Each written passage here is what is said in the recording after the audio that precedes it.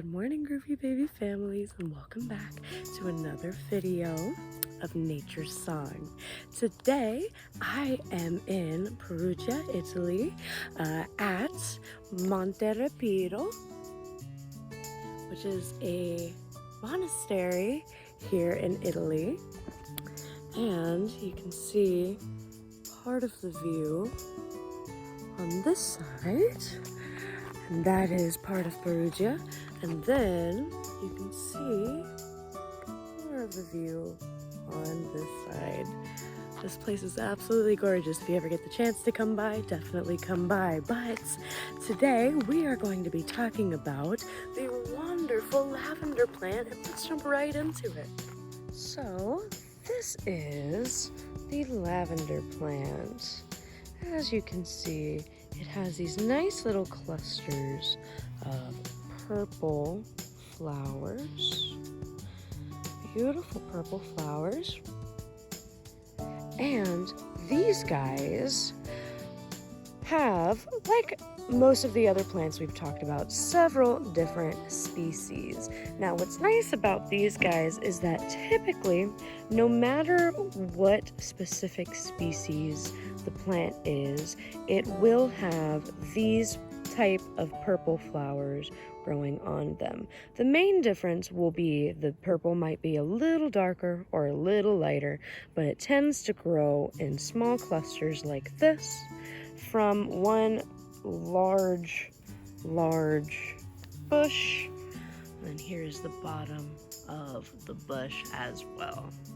And it grows pretty big. Like, these are all about my height, and there's some larger ones I'll show you here in just a second. All right, here's some more lavender plants. Now, these guys, they've kind of vary in range. So these ones are much wider than the first plant that I showed you, but they're much shorter. So as you can see, there's a bunch of lavender bushes that go all the way around, and these are wild lavender, which just means that the monastery themselves didn't actually plant these. They just kind of started growing, and they take care of them now, which is really lovely. Now, the lavender plant is actually part of the mint family. So if you've ever had like mint tea, or if you have mint growing as an herb in your garden, these guys are related to mint, which is super interesting. Now, you can use lavender in teas and such, and just like mint, there are mint oils and lavender oils that you can get. Essential oils, which just means that they will press the oils out of the plant itself. Let's see, these ones have a lot of beautiful clusters, and as you can see, they don't always have the flowers like these guys. They don't always have all of their blooms open.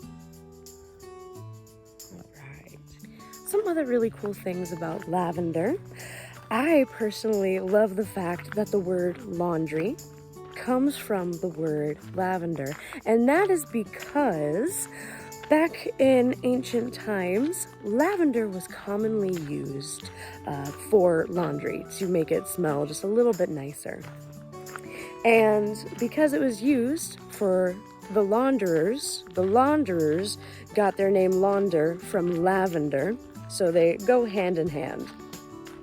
Now, in addition to using it as perfume for the laundry, it was also commonly used as perfume for just regular people.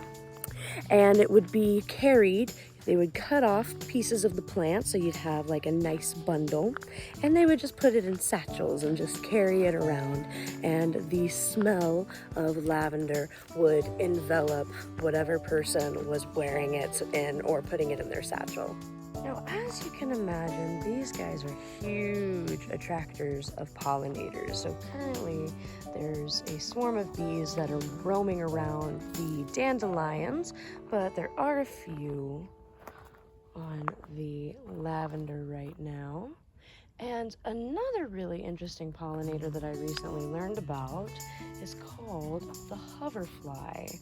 Now, at first, I thought this was a small hummingbird because you can't really see the wings moving, and that's very common for hummingbirds. They flap their wings so quickly that they look like they're hovering. Both hummingbirds and this hoverfly does that. Now, like I said, I don't believe we have these in Boston, but I do think they exist in Florida, like the very southernmost region of North America. But this trip is the first time that I've ever seen one of these, and I think that they are so neat. So lavender is a super versatile plant. It is used for cooking. It is used in cleaning products. It is used in teas. It's used as perfumes. Pretty much anything in your day-to-day life, lavender can be used for.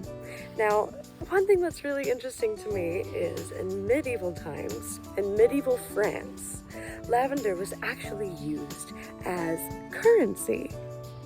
So, in addition to our normal day-to-day lives, in ancient times, in ancient France, it would be used as currency. Whereas in other places, like I mentioned, it was used to wash clothes, it was used to perfume a person, it was used in cooking, of course.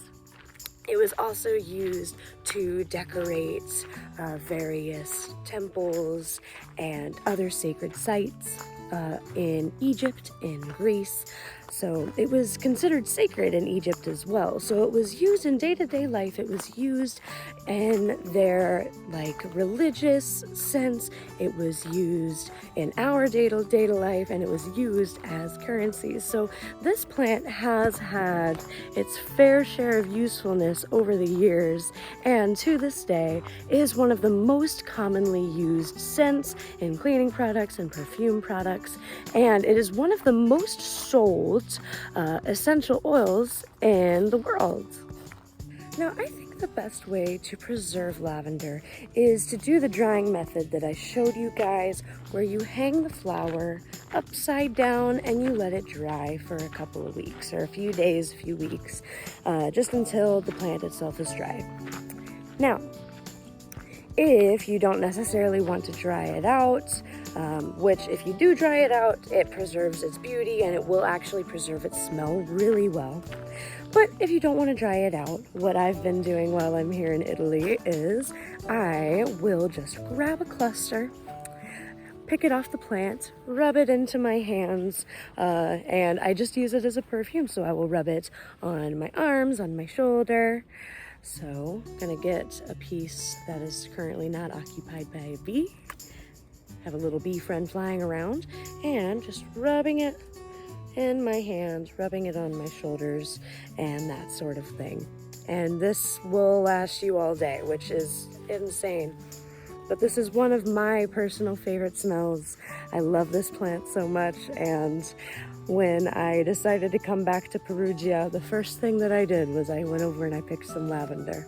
So if you ever come across a lavender plant, again, make sure it's not in somebody else's garden or a public garden, but if you find it in the wild, check it out, pick it, rub it into your fingers, and always be cautious when doing that sort of thing, because we should always be aware of what we're putting on our bodies, just in case somebody is using a chemical as a pesticide or some sort of preventative to keep pests away. Don't want to be rubbing that all over our bodies.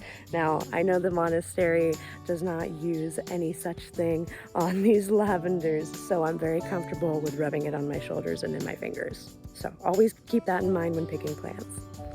Okay, so for those of you who have seen some of the other series that I have done on this Facebook page, you guys may know that I am a flute player, and the primary reason I went to Perugia this year is so that I could play the flute.